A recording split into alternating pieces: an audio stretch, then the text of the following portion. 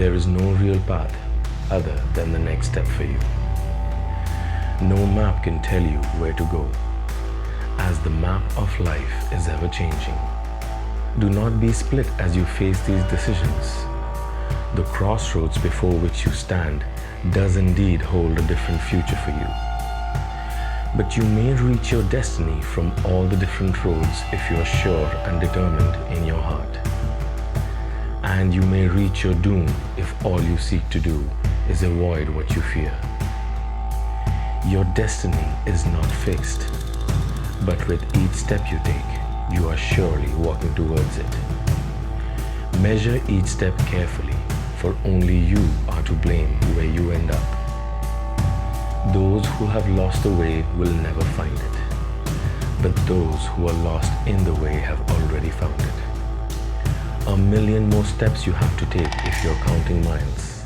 If you have lost count, you would have reached before you took the first step. These are but riddles to those who are confused, but affirmations to those who don't wish to figure it out anymore. There is no real path other than the next step for you.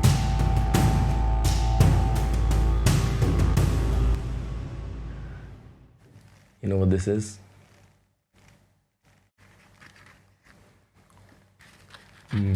Hello and welcome back to the Yogi Spot, and it's been quite a journey so far.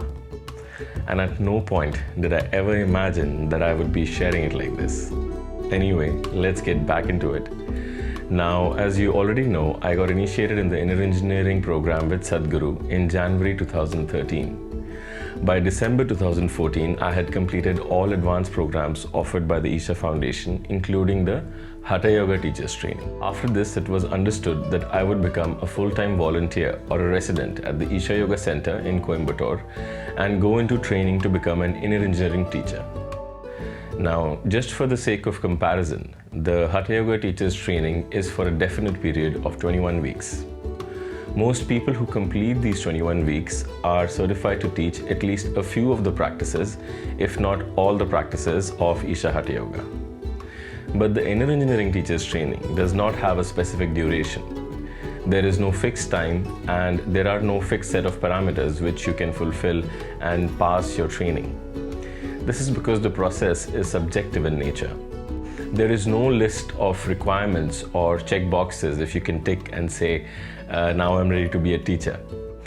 The senior teachers and the brahmacharis would observe your growth and maturity very closely, and meanwhile you would be helping in the organizing of the programs or administrative aspects and all other things. But it would take you at least a few years before you would be actually taking an inner engineering program. I knew all of this was coming next and was prepared to come in full time. Now here comes the twist. Towards the end of the Hatha Yoga Teachers Training, Swami calls me to meet with him, and he tells me there is a very special opportunity coming your way. So I ask him what? He says, remember how Sadhguru came to your Ishanga training? Well, now he has decided to conduct a 48-day inner engineering teachers training himself. So instead of it taking the usual 3 to 4 years of becoming an IE teacher, he wants to accelerate the process and do it in 48 days. And he is going to be there through it all. The last he was involved in training teachers was over 10 years ago. I was like, wow, just when I thought things cannot get any better, it gets better. So me and a few other Hatha Yoga teachers who were now my friends all signed up for this once-in-a-lifetime opportunity. We all went back to our respective cities and homes after the completion of the training for about a month or two, and we are back in February 2015. The Inner Engineering Teachers Training starts with Samima. This was my second one, and since I had done a lot of Hatha Yoga sadhana, this Samima allowed me to really focus on the subtler aspects as my system was much more prepared. Then we were all sent to volunteering for Mahashivratri, which was getting bigger and bigger by the year. We could not imagine the sheer size of the crowd which was coming in now. And after that, it was straight to eye training back into the Adiyogi Alayam once again. So if I start telling you about my experience of these 48 days, which later Sadhguru extended another 10 days, I could go on endlessly about this process that I went through on all levels. Sadhguru was there almost all of our waking hours through the day. Seeing him for a few hours here and there before has always been nice. But this training was a whole different level of intensity. Many of us newbies initially were very excited to be with Sadhguru. And the senior teachers had a look which said, wait and watch. And then what we saw and experienced, we could have never prepared for. Sadhguru, in a totally different form, he was just ruthless and brutal in a way that he clearly showed us that he is going to cut through this armor and personality of ours. We wear this mask or a sense of personality with our past and all kinds of nonsense we like to identify ourselves with. And he was having none of it. From day one, when he stepped inside the Adiyogi Alayam, I knew that the Sadhguru I saw before this was of one kind. And this side of him was something else. No room for nonsense at all, and it took us a while to sort of get in tune with this new vibe of his. And the mystic side of him was also not something he kept under wraps during this time, as he usually does. And that is not something I can openly discuss here, and I struggle with it personally as well. That how much of my mystical or spiritual experience should I talk about openly on this channel? How much should I hold back? Because any sensible mind will begin to question the authenticity of my claims, because even I have been a skeptic and had a scientific bent of mind, but then reality and my direct experience of reality seems to be bursting outside of this box of what we humans call logic. What am I supposed to do now? So, and on the other side, I see absolute nutcases claiming to be spiritual, and I want to distance myself from these people as much as the next guy. So anyways, I digress. So this training was one of the most rewarding experiences of my life. It was a grind, physically, mentally, spiritually, just out and out in a grind I never knew was possible. Overall, a phenomenal opportunity for growth though. And once that was over, there are so many experiences. Once again, I could talk about being in the ashram as a resident, from being part of the first International Day of Yoga, conducting the first in-flight yoga class for an airline, from teaching prisoners at a high security prison. One of my favorite teaching experiences, by the way, this was at Tihar Jail, New Delhi. Juvenile criminals of the age group 16 to 21 years old, I think they were, about 100 of them. One of the most alive and intense groups of people.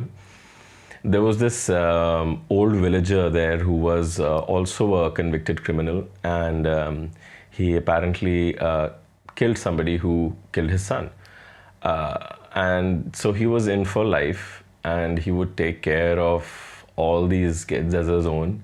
He would make them do all the yoga I taught them the previous day and discipline them and nurture them.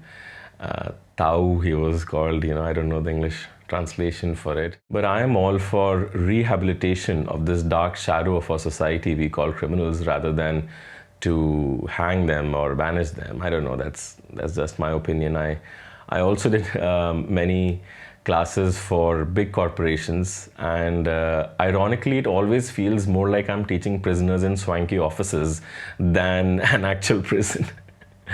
So this channel is obviously not designed to help my yoga career. Alright, I digress again. Back to the Isha Yoga Center. I also had the privilege of being initiated into spiritual processes by Sadhguru, which were made available to a handful of ashram residents.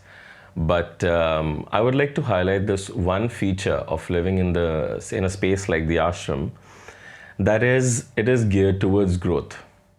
Energetically also, but that may not be in everyone's understanding and experience, but in every other way too. See, if you're in a professional setting, like most people are working in a job, your superiors or colleagues only care about your professional output. Whatever it is that they're paying you for, unless and until something compromises that, no one cares about it. there is a line they will not cross, and you will not allow them to cross that line. You will be like, hey, that's none of your business, that's personal. In the ashram, people will be all up in your business. You will get constant feedback, specifically on your limitations or your negative aspects. Sadhguru is very clear on this. Highest priority is feedback on areas which need improvement. Then if we have time, we may talk about the positive points, but it's not deemed necessary. So growth is definitely on a fast track if your nonsense can't survive. And Sadhguru also specifically mentioned that this kind of ethic of giving constructive feedback does not follow a top-down hierarchy, meaning someone new or lower down on the hierarchy of the organization can give feedback to somebody who is higher up. And a lot of people there, in my experience, followed this. But some people can always shield themselves by declaring themselves to be more spiritually evolved. And mostly it's the upper management who is impervious to any faults. See, an ashram is made up of the same people who make up societies. Just because people say they're spiritual doesn't mean they're perfect today. It just means that they have agreed to strive to transcend their limitations, which is not a small thing. See, why I'm saying this is because many people fall for this delusion, especially ones with an escapist mentality.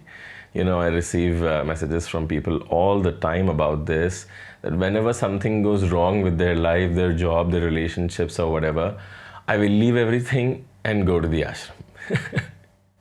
Because you think an ashram is a la la land with angels who are always nice to you. What they don't understand is whatever is wrong in your life will follow you everywhere you go. To the ashram, to the Himalayas, hell, even to Mars.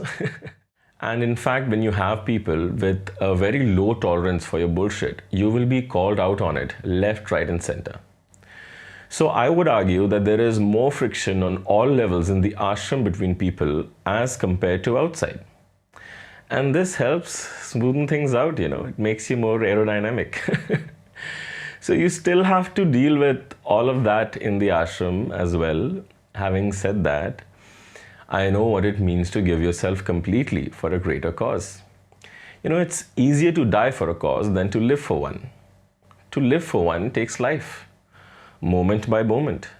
Every action and everything you do is aligned towards the greater well-being of humanity.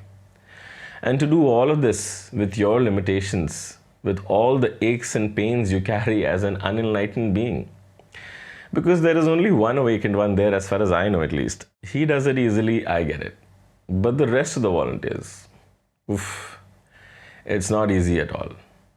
To do it without any credit to your name, spiritual work of this kind is very subtle. It's behind the scenes.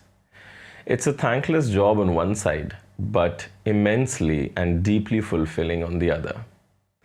And that is why the ashram volunteers will always have my respect. Because it takes a great sense of devotion to do what they do. So the next question is, well, why did you leave then? See, that's a hard one to explain, but very easy for me to know.